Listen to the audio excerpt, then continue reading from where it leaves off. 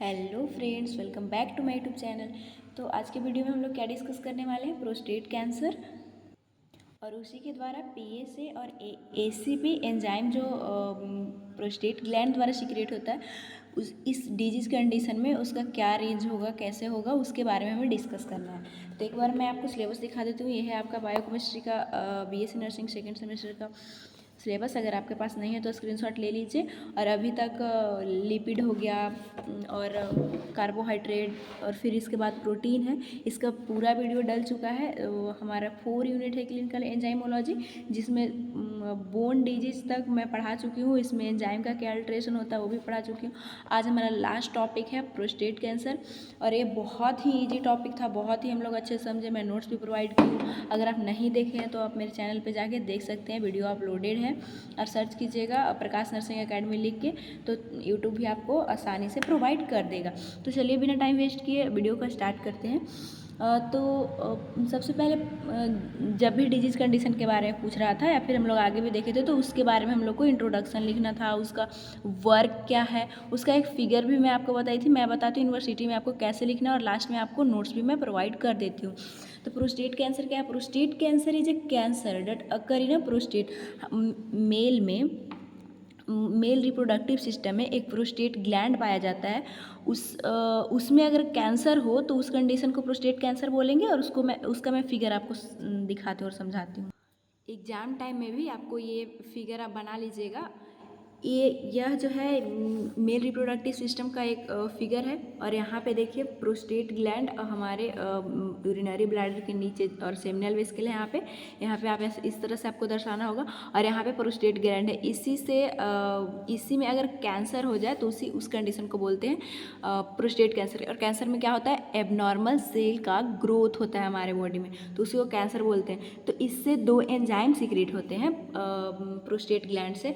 तो उस disease condition में जो इससे एंजाइम सीक्रेट हो रहा है उसका अल्ट्रेशन देखने को मिलता है। बस वही चीज़ आपको पढ़ना है। यहाँ तक पूरा फिगर एक बना लीजिएगा। प्रोस्टेट कैंसर का एग्जाम्पल दे दिए। फिर बोलता है the prostate is a small walnut shape gland male that produce seminal fluid. ये जो कैसा इसका शेप है, वालनट जैसा कि हम लोग देखें, शेप आपको बताना होगा। और ये बात आप ध्यान रखिएगा, ये मेल में ही पाया जाता है, फीमेल में प्रोस्टेट ग्लैंड नहीं पाया जाता है। ये क्या सीक्रेट करता है प्रोस्टेट ग्लैंड? तो सेमिनल फ्लूइड सीक्रेट करता है। तो कोई भी चीज़ पढ़ते हैं, जानते हैं, तो इतना तो हमें जानना हक बनता है कि क्यों हमारे वो बॉडी में उसका क्या काम है। ये तो prostate gland seminal fluid secret किया, तो इसका क्या काम है? जो सबसे पहले प्रोस्टेट ग्लैंड का हम लोग वर्क देख रहे हैं। तो प्रोड्यूस द सेमिनल फ्लूइड, जैसा कि हम लोग देखें तो वो क्या काम करता है, क्या है सेमिनल फ्लूइड का वर्क? तो ये नरिश्ड करता है, ट्रांसपोर्ट करते हैं हमारे स्पर्म को। आपको पता ही होगा, आप पढ़े होंगे एनाटॉमी में, स्पर्म को 30% ये जो सीमन रहता है इसको नरिश्ड करके, इसको मेच्योर करके और ट्रांसपोर्ट करने में हेल्प करता है। तो ये हुआ इसका फंक्शन। अब आपको लिखना होगा उसका रिस्क फैक्टर या फिर कॉजेज, कारण क्या है। रिस्क फैक्टर मतलब होता है किनको ये होने का चांसेस है, या फिर कॉजेज मतलब इसका कारण क्या है। तो जिस तरह से मैं बता रही हूँ उसी सीक्वेंस में आपको नोट्स भी बनाना है और अपने एग्जाम में भी लिखना है। और मैं सफिशिएंट नोट्स क्वालिटी के साथ आपको दे देती हूँ।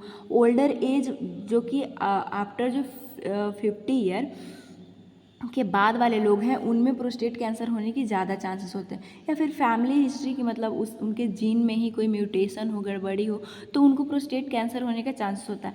कैंसर का अगर हम लोग देखें तो इसका हिस्ट्री अगर मतलब उसके पेरेंट्स में भी या फिर उसके जो भी अपने माता पिता है उनमें अगर कैंसर देखा जाता है तो उनके जीन म्यूटेशन होने के कारण हो सकता है कि जो अगला जो हमारा पीढ़ी है उसमें भी कैंसर देखने को मिलता है। तो उस तरह से इसके लिए रिस्क फैक्टर हो गया या फिर यही काउजेज है। ओबेसिटी, मोटापा के कारण भी प्रोस्टेट कैंसर देखने को मिलता है। एबनॉर्मल सेल ग्रोथ होते हैं। Race, higher risk black people. Race आप सोशियोलॉजी में पढ़ चुके होंगे, खुद मैं ही बहुत अच्छे से उसका नोट्स के साथ वीडियो प्रोवाइड की हूँ। तो रेस मतलब क्या, जो फिजिकली लोगों को अलग करता हो, जैसे कि हम लोग जान जाते हैं कि इंडिया के लोग हैं वो अमेरिका के लोग हैं, तो उनका फिजिकली स्ट्रक्चर ही एक ऐसा होता है जो कि कंट्री बाई कंट्री किसी को अलग करता है उसके फिजिकल स्ट्रक्चर के बेसिस पे। जैसे उनका आँख अलग होता है, बाल अलग होता है। तो अगर रेस की बात किया जाए तो जो ब्लैक पीपल हैं, जो कि एशिया वाले लोग, जो ब्लैक पीपल हमें दिखते हैं, उनमें हाइयर रिस्क होता है कैंसर होने का। डीएनए चेंज, वही डीएनए म्यूटेशन के कारण। इंसिडेंस मतलब कि इसका ये एक अलग टॉपिक है कि कितना इंडिया में ये देखा जा रहा है। तो more than 1 million cases per year India, मतलब कि हर एक साल इंडिया में प्रोस्टेट कैंसर 1 मिलियन लोग जो है वो प्रभावित होते हैं। एक साल में 1 मिलियन लोगों में देखा जा रहा है इंडिया में प्रोस्टेट कैंसर। फिर आपको साइन सिम्टम्स लिखना होगा कि प्रोस्टेट कैंसर जिनको हो गया, कॉजेज देख लिए, इसका जो भी इंट्रोडक्शन था, फिगर था, हम लोग सब देख लिए। प्रोस्टेट ग्लैंड का क्या काम था, अब कैंसर हुआ तो अल्टरनेट हुआ तो वो क्या साइन सिम्टम्स दिखाएगा कि आप जानेंगे प्रोस्टेट कैंसर है। तो प्रोस्टेट कैंसर में कॉज, नो साइन और सिम्टम्स इन अर्ली स्टेज। जब प्रोस्टेट कैंसर जो है अर्ली स्टेज में होता है, शुरुआती स्टेज में होता है, तो कोई साइन सिम्टम्स नहीं शो करता है, एकदम नॉर्मल इंसान को लगेगा कि हम नॉर्मल हैं। कैंसर की कंडीशन में ज़्यादातर यही देखा जाता है कि फर्स्ट स्टेज में पता नहीं चलने के कारण स्टेज जो है पूरा, जैसे कैंसर का जब आप कैंसर पढ़िएगा तो बहुत सारा स्टेज होता है, 1 2 3 करके ऐसा। तो 1 स्टेज में अगर पता चल जाए तो कैंसर को ट्रीट किया जा सकता है, लेकिन लास्ट स्टेज चला जाता है तो फिर उसे ट्रीट करना मुश्किल होता है। तो क्यों नहीं पता चलता है? क्योंकि फर्स्ट स्टेज में कैंसर ज़्यादातर नहीं अपना सिम्टम्स शो कर पाता है। लेकिन वही बोल रहा है prostate cancer that more advance में cause sign and symptoms such as, मतलब जैसे ही ज़्यादा बढ़ते जा रहा है स्टेज, इसका चेंज हो जा रहा है तो ये सिम्टम्स शो करेगा, जो कि ट्रबल यूरिनेशन, मतलब यूरिनेशन करने में बहुत उसको डिफ़िकल्टी होगा। Decrease force then stream of urine, इसका मतलब ये है कि जब वो यूरिन करेगा तो फोर्स भी, मतलब एक तो उसको डिफ़िकल्टी हो रहा है तो फोर्स लगाना चाहेगा, लेकिन फोर्सफुली कर नहीं पाएगा क्योंकि प्रोस्टेट ग्लैंड में कैंसर है। और प्रोस्टेट ग्लैंड के बाद यूरेथ्रा शुरू होता है तो वो नहीं फोर्स भी नहीं लगा पाता है। ब्लड इन यूरिन, क्योंकि वहाँ पे उसका कैंसर हो चुका है, तो यूरिन में, जैसे कि प्रोस्टेट ग्लैंड के बाद ही फिगर में भी आप देखे थे यूरेथ्रा, उसी से हमारा यूरिनरी ब्लैडर से यूरिन भी आता है। तो यहाँ पे कैंसर है, सेल भी ऐसे रप्चर होंगे तो यूरिन में जो है वो ब्लड देखने को मिलेंगे। ब्लड इन सीमेन में भी, क्योंकि सीमेन भी इसी रास्ता से आ रहा है तो उसमें भी ब्लड देखने को मिलेगा। इरेक्टाइल डिसफंक्शन, डैट मीन्स क्या होता है कि हमारा पेनिस है तो पेनिस पे जो फोर स्किन है वो वो इरेक्ट नहीं हो पाएंगे, पीछे नहीं जा पाएंगे, आगे नहीं जा पाएंगे, तो उसी को इरेक्टाइल डिसफंक्शन बोलते हैं। ऐसा क्यों हो रहा है? क्योंकि प्रोस्टेट कैंसर का कंडीशन हो गया है इंडिविजुअल में। देन आप लिखिए प्रोस्टेट कैंसर से कॉम्प्लिकेशन क्या होगा। तो मेटास्टेसिस, डैट मीन्स क्या होता है कि वो जो हमारा प्रोस्टेट ग्लैंड में कैंसर है वो और भी बॉडी में स्प्रेड करने की चांसेस होते हैं, और कैंसर की कंडीशन में यही देखा जाता है। जैसे ही वो स्टेज उसका बढ़ते जाता है तो वो क्या करेगा कि प्रोस्टेट ग्लैंड से हो सकता है यूरिनरी ब्लैडर में भी कैंसर कर दे, इपिडिडाइमिस में भी कैंसर कर दे। तो इसका कॉम्प्लिकेशन ये है कि आगे मेटास्टेसिस होगा, इनकॉन्टिनेंस यूरिन होगा। डैट मीन्स क्या होता है कि यूरिन का मतलब कंटिन्यूअस ही नहीं रहना, वो उसकी अपनी यूरिन पे कंट्रोल नहीं रहेगा, जब मतलब उससे यूरिन पास आउट हो जाएगा। इरेक्टाइल डिसफंक्शन तो हम लोग देखे ही थे कि पेनिस से फोर स्किन जो है वो आगे पीछे नहीं इरेक्ट नहीं हो पाता है। मैनेजमेंट इसका क्या करेंगे? तो एक्सटर्नल रेडिएशन थेरेपी। कैंसर का तो क्या होता है ट्रीटमेंट, इतना तो आप जानते और सुने ही होंगे कि रेडिएशन थेरेपी के थ्रू जो एबनॉर्मल सेल है उसको जो है वो रेडिएशन से किल किया जाता है, हटाया जाता है। इंटरनल रेडिएशन थेरेपी, एक्सटर्नल और इंटरनल दोनों थेरेपी दे के उस कैंसर सेल की ग्रोथ, एबनॉर्मल ग्रोथ को हटाया जाता है। Radio pharmaceutical therapy, that means क्या है, रेडिएशन वाला थेरेपी भी दिया जाएगा, और फार्माक्यूटिकल जैसे कि कीमोथेरेपी ये सब होता है, मतलब मेडिसिन भी दिया जाएगा। दोनों इसका इलाज कर सकते हैं इसे।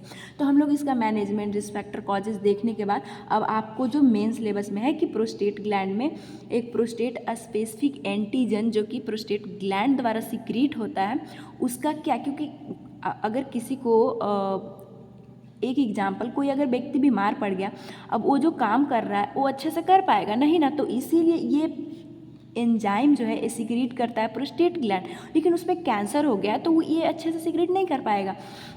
तो आप बायोकेमिस्ट्री पढ़ रहे हैं तो एंजाइम्स और वो भी क्लिनिकल एंजाइमोलॉजी, तो वो अपने एंजाइम को किस डिजीज़ में क्या अल्ट्रेशन है, क्या उसका ऐसे नॉर्मल, ये सब उसके बारे में बता रहा है आपको, और यही बस आपका सिलेबस समझाना चाहता है। और हो सकता है आपसे PSA के बारे में ही सिर्फ आपके एग्ज़ाम में 2 मार्क्स के लिए पूछ ले, तो डोंट वरी, मैं इसका जो भी यूजेज हो गया, ये क्या काम करता है, किससे सीक्रेट होता है, तब इसका नॉर्मल रेंज देखेंगे, अल्ट्रेशन देखेंगे। तो PSA क्या है, इसका full form prostate specific antigen, और मैं बता रही हूँ हो सकता है 2 नंबर में आपसे PSA भी ही पूछ ले। तो ये क्या है, इट इज़ एन एंजाइम है, क्योंकि क्लिनिकल एंजाइमोलॉजी हम लोग पढ़ रहे हैं। Normally produce in the glandular tissue of prostate के ग्लैंडुलर टिश्यू द्वारा ये सीक्रेट होता है। It is a produce at a detectable level only prostate tissue. ये प्रोस्टेट टिश्यू से, जैसे कि हम लोग और एंजाइम देखे थे जो कि SGOT SGPT था, ALT AST, तो वो और भी जैसे कि किडनी से भी सीक्रेट हो रहा था, लीवर से भी सीक्रेट हो रहा था, लीवर हार्ट सबसे सीक्रेट हो रहा था, लेकिन ये जो है वो PSA सिर्फ प्रोस्टेट टिश्यू से ही सीक्रेट होता है। और सोचिए अगर इसका जो है वो ये एंजाइम हमारे ब्लड में ज़्यादा होंगे तो हम अच्छे से डिटेक्ट कर सकते हैं कि ज़रूर प्रोस्टेट ग्लैंड में कोई एबनॉर्मलिटी है, या फिर कोई वहाँ पे मतलब कि वहाँ पे डिजीज़ कंडीशन हो गया, तभी जो है वो PSA का नॉर्मल लेवल नहीं आ पा रहा है। तो PSA normally secreted outside of the body urine semen. तो यही ये बताना चाहता है कि कहाँ सीक्रेट होता है, कैसे सीक्रेट होता है। तो हमारे बॉडी में जो प्रोस्टेट स्पेसिफिक एंटीजन है वो यूरिन के थ्रू या फिर सीमेन के थ्रू बाहर आता है, और उसी से हम लोग डिटेक्ट करेंगे उसको लेकर, क्योंकि डिजीज कंडीशन में हम लोग डायग्नोसिस जो देखते हैं उसमें एंजाइम को भी हम लोग देखते हैं। तो यही अगर नॉर्मल से एबनॉर्मल कंडीशन अगर हमें दिख रहा है तो हम सोचेंगे कि हमारे बॉडी में डिजीज कंडीशन हो चुका है। तो इसका क्या यूज है, सबसे पहले जानिए कि इसका फंक्शन क्या है। तो screen for prostate cancer, main इसका काम यही है कि जो प्रोस्टेट स्पेसिफिक एंटीजन है वो हमारे, जैसे कि वो सब सिम्टम्स दिख रहा है कि यूरिनेशन में हमें प्रॉब्लम हो रहा है, यूरिन में ब्लड ये सब आ रहा है, तो जब डॉक्टर के पास आप सिम्टम्स लेके जाइएगा तो ये टेस्ट लिखेगा PSA, जो कि क्या किसके लिए हेल्पफुल है, अगर ये ज़्यादा या फिर कम एबनॉर्मल कंडीशन आ रहा है तो डॉक्टर स्क्रीन करेगा, मतलब स्क्रीन आउट करके आपको देगा कि ज़रूर प्रोस्टेट कैंसर है। तो नॉर्मल कंडीशन पता होना चाहिए, तभी तो डॉक्टर को पता चले कि इसका कम या फिर ज़्यादा वैल्यू हो रहा है। तो PSA का नॉर्मल, और ये एग्जाम में आपको मेंशन करना ही होगा, तो नॉर्मल वैल्यू कितना होता है, अगर एक 40 से लेके 50 ईयर के मैन में देखें, फीमेल में तो देखने को नहीं मिलेगा, प्रोस्टेट ग्लैंड मेल में ही पाया जाता है, तो उनमें जो है 0 से लेके 25 नॉर्मल होता है, और अगर 50 से लेके 60 ईयर में देखा जाए तो उनमें नॉर्मल 2.5 से 3.5 होता है। अगर 60 से 70 ईयर में देखा जाए तो नॉर्मली उनमें पाया जाता है 3.5 टू 4.5, और अगर 70 से 80 ईयर वाले मैन में देखा जाए तो उनमें नॉर्मल रेंज जो है वो कितना पाया जाएगा, 4.5 से 5.5। तो जैसे जैसे देख रहे हैं कि जैसे जैसे मेन जो है उनका उम्र बढ़ता जा रहा है, नॉर्मल कंडीशन है उसका बढ़ता जा रहा है, तो सबसे पहले तो डॉक्टर देखेगा कि किस ईयर की एज है, फिर देखेगा उसका वैल्यू कि कितना आया नॉर्मल PSA का, तो फिर डिटेक्ट करेगा, अगर इसका एबनॉर्मल कंडीशन है तो वो बोलेगा कि प्रोस्टेट कैंसर आपको हो चुका है, फिर उसका इलाज करना फर्दर स्टार्ट करेगा। नेक्स्ट जो आपके सिलेबस में दिया है, प्रोस्टेट ग्लैंड द्वारा एक ACP जो कि एसिड फॉस्फेटेज है, वो एंजाइम सीक्रेट होता है, तो उसके बारे में आपको पढ़ना और जानना है, उसका नॉर्मल लेवल के बारे में जानना है। अगर इसमें कोई एबनॉर्मलिटी आता है तो डॉक्टर को मतलब एक गेस हो, क्योंकि प्रोस्टेट ग्लैंड द्वारा सीक्रेट होता है तो अच्छा नॉर्मल नहीं, इसका नॉर्मल वैल्यू अच्छा नहीं है, तो डॉक्टर डिटेक्ट करते हैं कि प्रोस्टेट कैंसर हो सकता है। It is a lysosomal enzyme that hydrolyses organic phosphate and acid PH। तो ये क्या है, it is a lysosomal enzyme, that means क्या, ये बैक्टीरिया ऐसा को किल करने का, इसका मतलब ये ऐसे भी क्यों पाया जाता है, आपको लगेगा कि हमारे प्रोस्टेट ग्लैंड से क्यों सीक्रेट हो रहा है, तो यहाँ पे आंसर मिल रहा है। ये एक आइसोजोमल एंजाइम है जो कि अगर बैक्टीरिया सब एंटर कर चुका है मेल के बॉडी में तो उसको जो है वो किल करने का काम करता है। डेट हाइड्रोलाइज ऑर्गेनिक फॉस्फेटेज, उसको हाइड्रोलाइज करता है ऑर्गेनिक फॉस्फेटेज को, जो और इसका मतलब PH कैसा होता है, ये एसिडिक है, क्योंकि नाम भी बोल रहा है एसिड फॉस्फेटेज। अगर 7 से कम है तो इसको एसिडिक बोलेंगे, मतलब इसका PH जो है 7 से कम होता है। होता है। Although the post pubertal prostatic epithelial cell contain uniquely high concentration of acid phosphatase. जो पोस्ट प्यूबर्कल मतलब कि जो लोग मैच्योर हो चुके हैं प्यूबर्टी के बाद वाला स्टेज, तो प्रोस्टेटिक एपिथेलियल जो कंटेन करता है वो एसिड फॉस्फेटेज, उसमें उन कंसंट्रेशन जो है वो हाई रहता है, मतलब हाई कंसंट्रेशन में पोस्ट प्यूबर्टी के बाद वो ASP जो है वो सिक्रीट होता है प्रोस्टेट ग्लैंड द्वारा। और अगर आप पहले वाला वीडियो देखते आ रहे हैं, क्योंकि मैं इसीलिए बताती हूँ कि आप पहले वाला वीडियो भी देख लिया कीजिए ताकि आपका कॉन्सेप्ट क्लियर हो। तो उसमें ASP और भी जगह से सिक्रीट होता था, और भी डिजीज कंडीशन में हम लोग ASP का वैल्यू देखे थे। तो सेलुलर कंपोनेंट कहाँ कहाँ और ये सिक्रीट होता है और कहाँ कहाँ और पाया जाता है, तो बोन में भी पाया जाता है। Spleen, kidney, liver, intestine, blood also contain this enzyme. लेकिन आप प्रोस्टेट कैंसर के बारे में पढ़ रहे हो तो एग्जाम में भी आपको प्रोस्टेट का ही कंडीशन दिखाना पड़ेगा, और प्रोस्टेट कैंसर में इसका वैल्यू जो है वो बढ़ जाता है।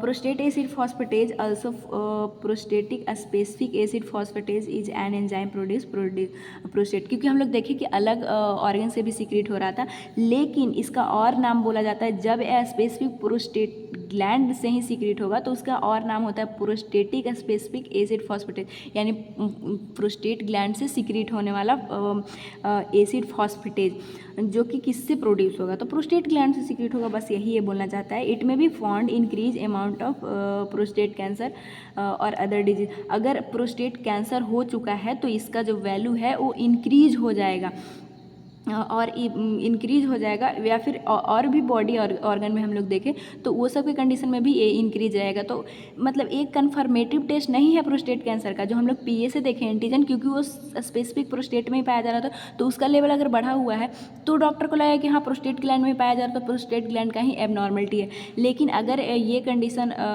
PA से भी उसमें देखा जाएगा, क्योंकि PA से भी मतलब पहले तो PA से ये देखेंगे, फिर जो है उसके बाद ASP देखेंगे कि इसका भी लेवल बढ़ा हुआ है क्या, तो उनको ASP भी बढ़ा हुआ मिलेगा। नॉर्मल रेंज कितना होना चाहिए, तभी डॉक्टर को पता चलेगा कि इतना से ज़्यादा है तो एबनॉर्मल कंडीशन हो चुका है।